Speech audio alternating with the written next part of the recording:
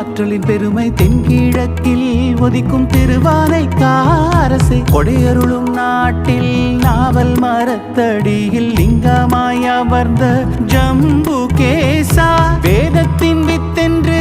அறிந்தேனே உன்னை வியர்வைக்கு சொத்தாக